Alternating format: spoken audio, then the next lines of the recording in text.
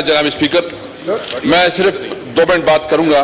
बाकी कल मौलाना फजल रहमान साहब और उमर अयूब साहब ने बात की है जो चमन में इस वक्त हो रहा है, और पूरी फाटा आप वजीरिस्तान, वजीर मसूद और इधर ममन बाजवड़, जितनी भी हमारी पश्तून बेल्ट है वो इस वक्त सराब एहतजाज है, क्योंकि कारोबार बंद है।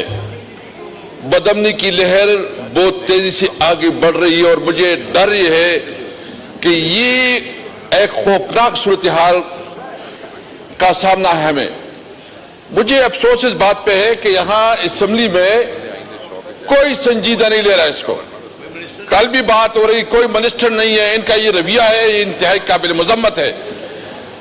इस वक्त आपको मैं ये बात फ्लोर ऑफ द हाउस कहना चाहता हूं कि अगर वफाकी हुकूमत ने जो लोग धरनों पे बैठे हैं, जिन लोगों के कारोबार मुतासिर हुए हैं और जो लोग इस वक्त एहतजाज कर रहे हैं उसके साथ सीरियस बैठक नहीं की, तो ये हालात उस हद तक पहुंच जाएगी कि किसी की कंट्रोल में नहीं होगा। मैं आपसे मुल्तमिस हूं स्पीकर साहब, आपकी इस चेयर से मुल्तमिस हूं कि मैंने खुद जब इस पोजीशन पे था स्पेशल कमेटी बनाई थी, मैं चाहता कि बिलावल साहब भी हो। इस वक्त ये सारा जो कुछ हो रहा है, बलोचिस्तान में पीपल पार्टी की हुकूमत है।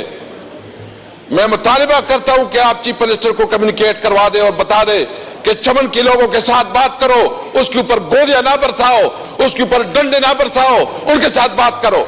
मैं मुतालिबा करता हूं वफाकी हुकूमत से कि जो इधर वजीरिस्तान और मसूद और ये सारे ट्राइबल एरिया के लोग बैठे हैं, उनका कारोबार बंद किया गया है, इनके लिए एक पार्लिमानी कमेटी बनाए। मेहरबानी करें, सीरियस इस पे टिप ले। खुदा ना ख्वास्ता यह हमारे हाथ से निकल जा रहा है और हम मजबूर मजम्मत करते हैं चमन में जो कुछ हो रहा है। और इस वक्त जितने भी हमारे कबाइलों के साथ जो उनके फंड रोके गए हैं, जो उनका कारोबार बंद किया गया है और उनका सारा हिसार अफगानिस्तान के ताल्लुकात पे, मैं उन लोगों से जो फैसले करते हैं, मैं उनसे मुतालिबा करता हूं खुदारा हमारे इस सरजमीन पे रहम करे।